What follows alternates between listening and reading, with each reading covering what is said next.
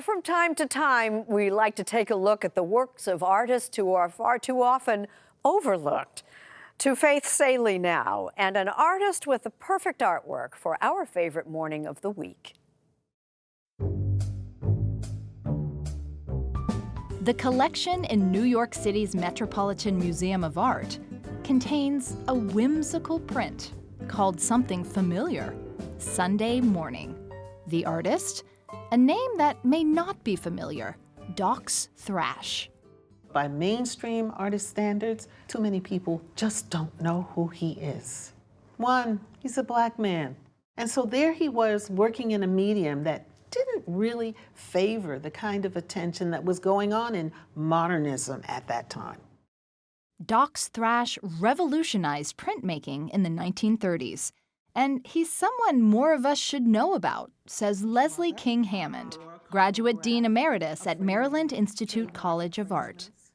I want Dox Thrash now to be seen as one of our great American artists. Not African American. No, American artists who tells wonderful, important, pivotal stories about American history, American life.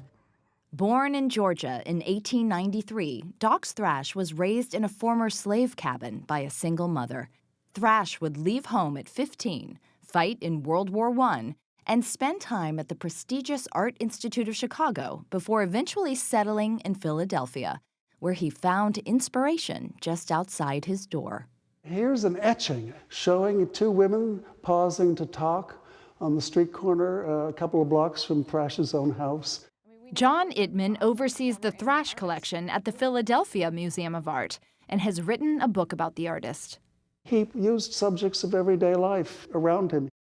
In order to capture those subjects, Thrash would pioneer a new printmaking technique.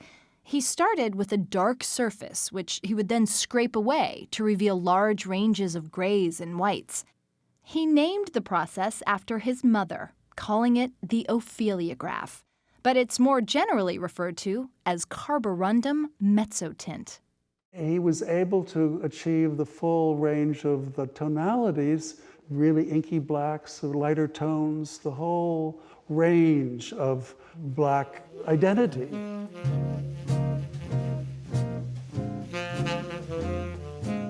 For Dox Thrash, the palette of black identity wasn't just about color. He was inspired by the new Negro movement of the 1920s and 30s, in which black writers, musicians, and artists sought to define and celebrate what it meant to be African American. This cultural and social explosion was centered in New York City's Harlem and came to be known as the Harlem Renaissance. For his part, Thrash wanted to depict people of color with a common humanity, as reflected in this portrait called simply Life. To have your child to be able to learn to read at a young age was a very precious thing, because there were many individuals who migrated from the South and could not read. And then there's Saturday night. The clock says midnight. She looks tired and she's straightening her hair. She has to, it's Sunday. The next day is Sunday. She's got to go to church. One would not ever go to church unprepared. She's straightening her hair to go to church the next morning. She's not straightening her hair to go out on Saturday night? She is doing both, because sometimes whatever you do Saturday night, you have to go Sunday morning to repent. Okay. Which brings us back to Sunday morning. We may not know about this woman's Saturday night, but in Dox Thrash's empowering hands, she'll face her Sunday morning with her head held high.